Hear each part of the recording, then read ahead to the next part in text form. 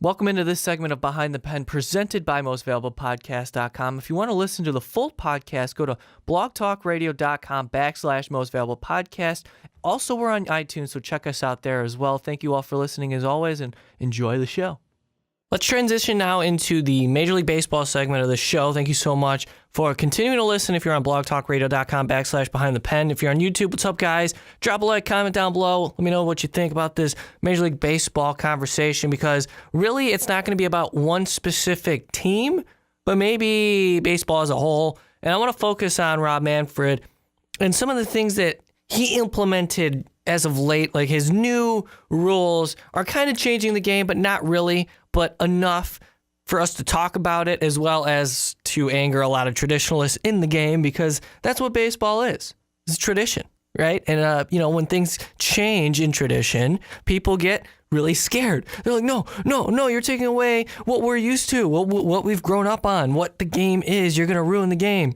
No, what he's done now, Rob Manfred, as of late, is, in my opinion, a welcome change, and I like it. Let me just jump right into it for you. If you haven't really heard about it already, this is going to be implemented right away, and I'm excited to see how this moves forward and if it works, because obviously there's going to be some problems specifically with the replay system, because, what is that? But all right, so the first mentioned rule change that is implemented regards the intentional walk. And I'm sure this is probably something that you've heard of already. Instead of the 4 pitches, the unnecessary 4 balls that, catcher stands, heads on his glove, and the pitcher lobs it over, and sometimes Miguel Cabrera would just reach over and, poke it to center. That's no longer going to be a part of the game.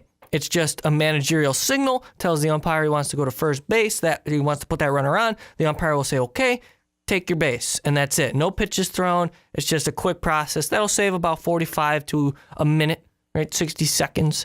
I mean, it's like, when I look at that, and I don't know why so many people are upset about this rule change. If you are, let me know why you are. But I'm looking at it here, and I'm saying, okay, that was a welcome change, because it's just an unnecessary period of nothing. I kind of look at it like in the NFL, in which they had to do something with the extra point, because obviously they want fans to be interested as long as possible in the product. And the extra point was kind of a time where, you get up, use a bathroom, get a slice of pizza, some nachos, warm it up, make some. But in regards to the extra point, how many times did they convert on that attempt from the 2-yard line? What was it, like a 19-yard kick? 99% of the time that was made. So what happens during an intentional walk in baseball? 99.99% of the time, nothing happens. So why even do it if it takes up time unnecessarily and it's just lame? You know what I'm saying? So I look at it in that perspective, and I say, thank you, Commissioner Manfred. I really respect the fact that you want to push this game and not really influence the game itself, right? Because it's not like you're putting a time clock on the mound, which may be coming, by the way. It's not like you're changing the strike zone as to robot umpires, right? Which may be coming. It's an integral part of the game that really doesn't have an effect on the overall outcome. So I like it. I like it a lot. 4 extra pitches, one could get away. Somebody could get caught napping on the base pads. That doesn't happen, though. That doesn't happen. So I like the rule change. I like it. I'm good with it. Another rule change, by the way, and it results, and I mentioned this a little bit earlier, it references the idea of challenges. So a 30-second limit for a manager to decide whether to challenge a play and invoke replay review is now implemented. So what that means is, okay, as soon as the play happens, it's bang, bang play, whatever you want to decide, 30-second clock starts. The manager's going to say, he's not going to hold out a finger anymore, right? He's going to be, hang on. I need guys to, up in my management office, to look at the replay over and over and over again. Hang on. Because before, it was a disaster. The first year it was implemented. Coaches would just slow walk to the mound and just take their time, pretend like they're talking to the pitcher. See, they got something stuck in their cleats. Something kind of similar to how I'm progressing through this conversation, if you know what I'm saying. They're taking forever. And then they're like, oh, never mind, we don't have to challenge. But now, 30-second rule, and even last year, there were some flaws to it, right?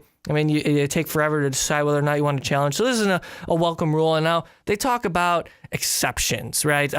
Based on exceptions. Well, we'll get to that in a second, because another rule related to the replay or challenge system is the replay review. And there's a 2-minute rule and a 2-minute guideline for replay officials now to go over a play that is challenged. So they have 2 minutes to make a decision. None of this 7-minute stuff, because that, oh my God, that is awful. Baseball, its pace is slow enough. And people complain about how boring baseball is enough. You want to talk about what's more boring than a 9-1 ball game? Yeah, you're in the 6th inning. You got your 4th reliever on the mound. He can't throw a damn strike. You want to know what's worse?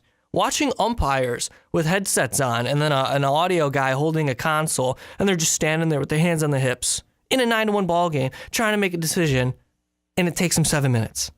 That is bad. That is really bad. So the 2-minute rule is implemented, and I mentioned that there are various exceptions. What are these various exceptions, MLB? What is it? Explain it to me, because there's not really specific various exceptions written down in their official release. So we're going to have to see what goes on throughout this season. Obviously, if you need more time to make a big-time call in a big-time spot, of course you're going to take the time you need. But traditionally, it's just going to be 2 seconds. That is a welcome change. Holy cow. That needed to be done. Another one that I actually found really interesting is that players. So I think this happened with the Mets and the Dodgers in New York. The Dodgers, Don Mattingly, would do the system in which he had chalk to position his players in the outfield. So they would just like start drawing on the outfield grass. And Terry Collins is like, of the Mets, he's like, what are you doing? Why are you doing that? This is our field. You're like vandalizing our field over here. And Manning's like, So now there's a rule where you can't draw on the, there's no chalk in the outfield. Obviously there's a line. Obviously the chalk is the line, the fair lines, fair and foul pole, whatever. But isn't that, I thought that was interesting. Another rule I'd like to mention, and it actually relates directly to a specific reliever, Carter Capps. If you're not familiar with Carter Capps, he has this funky delivery in which his back foot on the mound will actually glide forward 6 inches, and as he strides, he actually hops and then strides and then pitches. So he's taking 60 feet, 6 inches. He's eliminating that 6 inches and kind of giving himself this advantage. And really, in the majors, guys, if you really look, if you really pay attention, I mean, you don't see the cameras zoom in on the feet of major league pitchers, but for the most part, they're not standing on the mound. They're getting themselves as close as they can to home plate without being considered a balk. So this rule takes that completely away. You have to have your foot on the mound. There is no, like for Carter Capps' instance, there is no way you can stride and leap forward in your back foot before you pivot. So your pivot foot is what's being looked at here in this specific rule. And I thought it was really crazy, actually, that, I mean, is this, I'm asking, is this because of Carter Capps' delivery that they put this rule in place? Because if it is, that would be insane. I want to see also, and this is totally unrelated, something that I have never seen before, and I know this has actually happened already, but I missed it, is the ambidextrous pitcher, Pat Venditti. Like, he can throw with both arms, the switch pitcher. I mean, we've heard of switch hitter. This guy's a switch pitcher. I haven't seen it yet. I know I missed out. I know he's pitched at least once in the majors, but I think that's so crazy. I don't know how anyone, first of all, can do both, right? Throw with his left and right, but make it to the MLB. It's insane. And I guess there's a rule regarding the ambidextrous policy.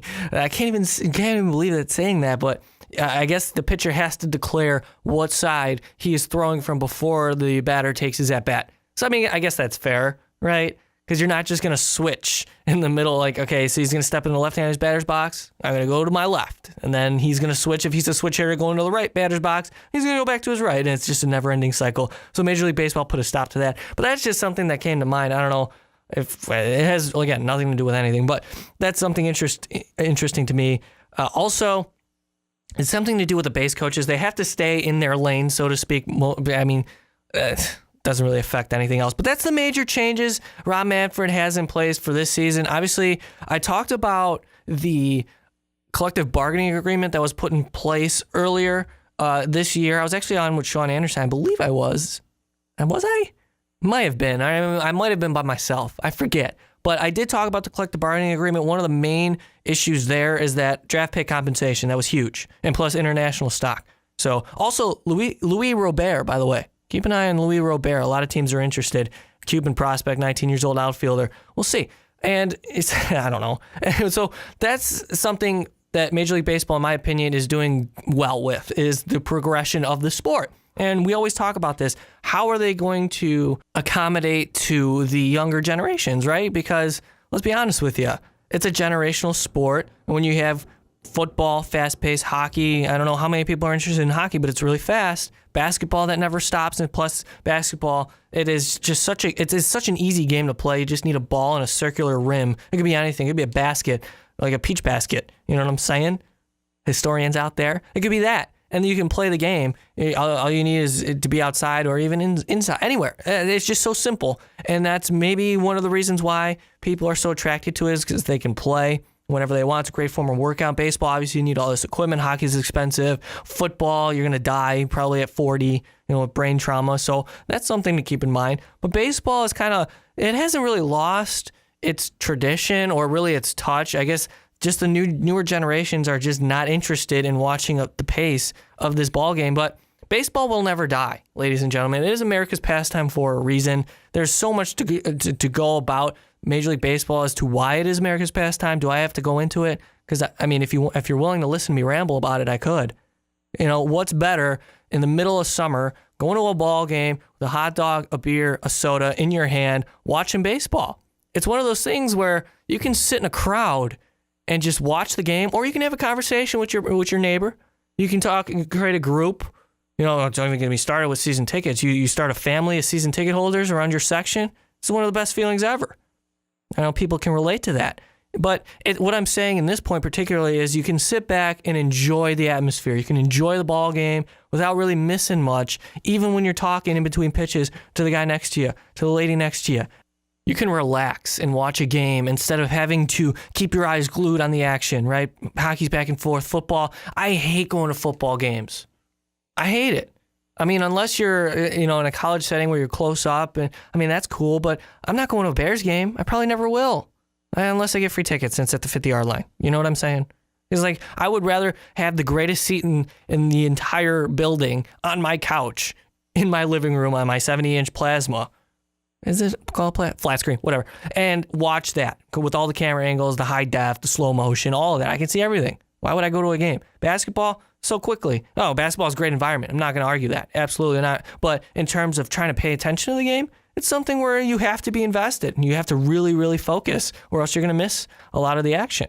Baseball is a different game, guys. Plus, it's 1869 established, one of the first Major League franchises. 1876, National League was established. Chicago Cubs were a part of that, by the way. Chicago Orphans, I believe. White Stockings. So baseball has its history, and you talk about what it meant to the United States, even in the early 1900s. I mean, guys would go to war. They would fight in World War I, come back, and have 350 average seasons. That was just the game. And even it gets through periods of depression, obviously in the 20s, 1919, the Black Sox scandal. That was one of the most interesting pieces of sports history that anybody could ever get involved with. And that's in baseball. You look at even most recently in 9/11, the 9/11 tragedy, and you look at the 2001 World Series with New York and Arizona, and George Bush throwing a rocket in New York. That was unbelievable. I get chills thinking about it. Just the patriotism. I mean, I'm not going to get into patriotism because I know it's very controversial. It's hypocritical, and I don't even want to touch on that. But if you look for competition as an escape from reality, baseball is the perfect sport. It's romantic. Obviously, you look at that quote from Moneyball. How can you not be romantic about baseball? So many different stories come about within the game of Major League Baseball. I mean, look at Derek Jeter walking away. He had a walk-off opposite field single. How appropriate is that in his last at-bat in Yankee Stadium? That doesn't happen. Like, you have to write a script for that to happen. That's just, it's unreal. A lot of the stuff that's just, you can't make this up. Baseball, in my opinion, is the best sport ever. And I'm biased. I don't care. You can take it what it is. But boy, I rattled off again, and I tend to do that here on Behind the Pen. And I made this out to be almost a 40-minute podcast. So hopefully you enjoyed. Hopefully I kept you entertained. I'm going to end it here. But yeah, I wanted to touch on the major rule changes, and I kind of talked about baseball as America's pastime, some of the reasons behind it. I wasn't really prepared for that conversation, so if I kind of was not really strong with my argument, I apologize. Once I dedicate my time to do that segment, I will give you the goods. I promise you that. But thank you guys so much for sticking around. If you're on blogtalkradio.com/behind the pen to the entirety of this podcast, hopefully I entertained you. Like I said, if you're on YouTube, thank you so much for tuning in. Drop a like down below if you could, and a comment. Let me know how I did. And also remember, mostavailablepodcast.com has all your entertainment needs, from nerdy stuff. Rick and Johnny podcast, ladies and gentlemen. Check it out. It's new. It's cool. It's innovative. I love it. Check out the King Kong video. It's really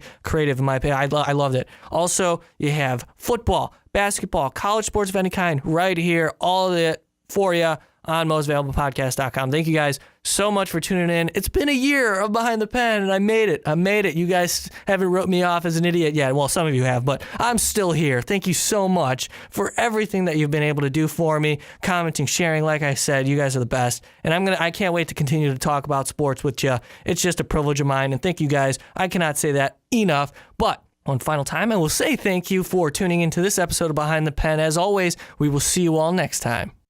Thank you guys for sticking around for this segment of Behind the Pen. If you want more Most Valuable Podcast content, click on the video up above, because I don't know why you wouldn't want to keep listening to our voices every day. But again, guys, thank you all for listening. We really do appreciate you.